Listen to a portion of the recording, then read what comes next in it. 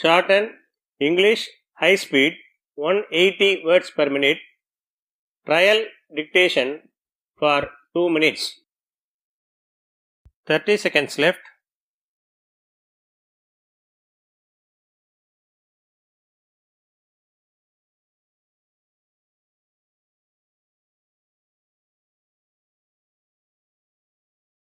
Fifteen seconds left.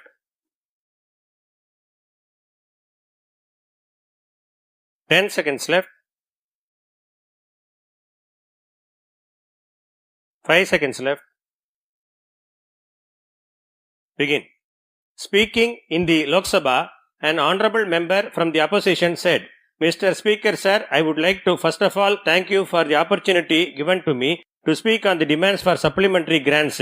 The first point I would like to bring to the notice of the House is regarding COVID pandemic. During that time, the government announced the self-reliance scheme. The government also made certain concessions regarding repayment of loan given to traders, students and farmers. However, I find that the people were given only more time but not waiver of loans. I would therefore like to request the government to bring out a white paper on the stimulus package. Secondly, I would like to touch upon the subjects of airports and seaports. I find that the government is now encouraging the private sector to set up and maintain airports. In my opinion, this is against the socialist spirit of our country. It is a matter of great concern that almost all the major airports are in the hands of a few single corporate group.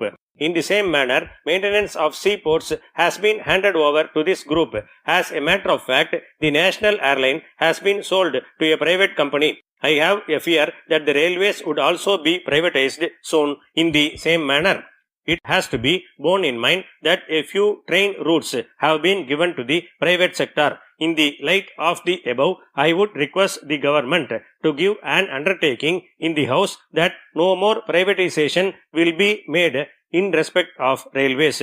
On this occasion, I would like to bring another point to the notice of the House. After the pandemic, the government has taken away concession for senior citizens for rail travel. It is a matter of concern that the government has not restored this even after normalcy is back. It is therefore necessary that it should be restored as early as possible. The next point I wish to bring to the attention of the House is regarding grants given to university students.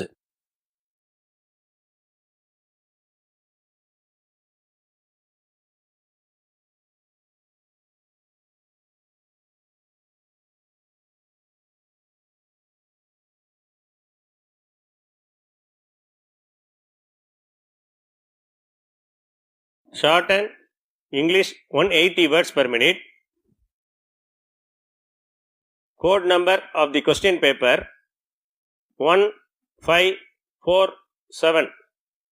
1547. Instruction to candidates.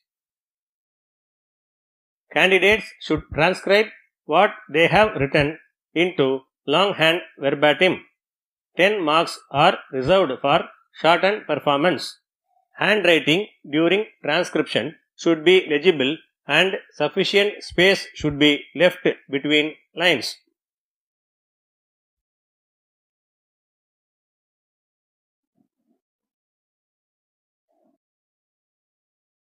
Be ready for main dictation. 30 seconds left.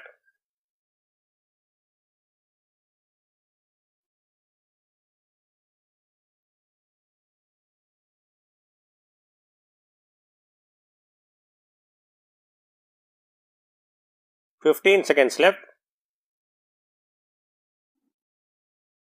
10 seconds left. 5 seconds left. Begin. Mr. Speaker, sir, after the general elections, I am happy to be present in this House again to support the motion of thanks on the President's address. The Honorable President has given the outline of the things that we want to do in the course of this year. His speech reflects the overall views of the people.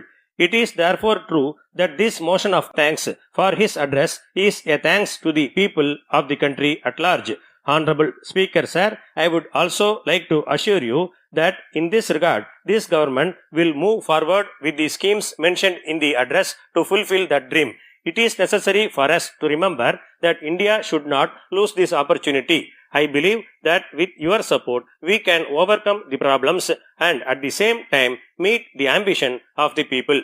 I would like to bring to your attention that nearly 60 members have taken part in this discussion. Those who have been elected for the first time have been given more opportunity to speak. In this connection, I am glad to say that I am grateful to every one of them for making this discussion useful. It is true that the influence of the election speeches made in recent months is still visible in this House.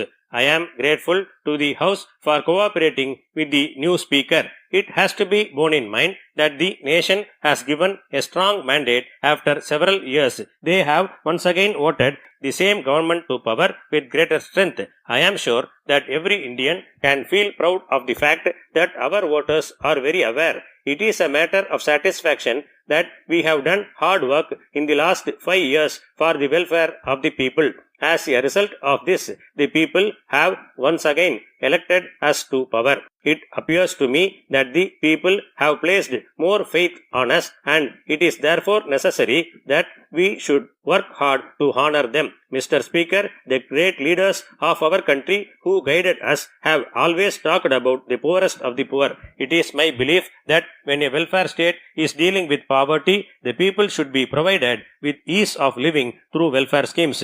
At the same time, the nation should also progress. It is true that the poor people should be uplifted, but at the same time, modern India should also move forward. That is why we have focused upon both these things. I am the first Prime Minister who said that every central and state government since independence has made great contribution to the country's development. I have said the same thing several times even in this House. I would like to reiterate the same on this occasion. Honorable Speaker, Sir, this year, by celebrating Gandhiji's birth anniversary and 75 years of our independence, we can create a new spirit within the nation. Our success has been entirely due to the fact that our leaders toiled hard to get freedom. So, we need to find ways and means to make India enter the group of top 5 economies. In this regard, it has to be borne in mind that in order to achieve this, exports have to increase rapidly. In this connection, the government has started the Make in India scheme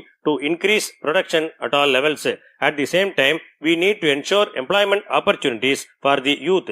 Honorable members of this House would agree that there is great possibility in the tourism sector in this country. I am aware that we have to improve our sanitation facilities to achieve this. I am absolutely certain that with so many great places to visit, we can promote tourism to a great extent. I may assure the House that this would not only earn foreign exchange but also provide more employment opportunities. I entirely agree with the Honorable Member who said that we have to improve local sanitation and transport facilities in order to achieve our goal as soon as possible. I may call the attention of the House to the fact that this year the government had allotted Rs 2,000 crores to this sector. I would like to suggest that honorable members of this House should also take steps to identify tourist places in their states for allotment of these funds. Next, I would like to talk about the concept of ease of living. All developing nations are talking about this at present. In other words, we must ensure that the common man is able to lead a happy life and has the means to do this. It means that we must provide equal opportunity to everyone, whether it is a village or a city. I think you will be glad to note that India has an advantage with respect to its population. A majority of our population is still young. Hence, it is a matter of necessity that we should provide skill development and training to our youth as early as possible. In our opinion, it is absolutely necessary that the state governments should also be involved in this regard. Only then we would be able to succeed. With these words, I conclude my speech and will reply to some points at the end of the discussion.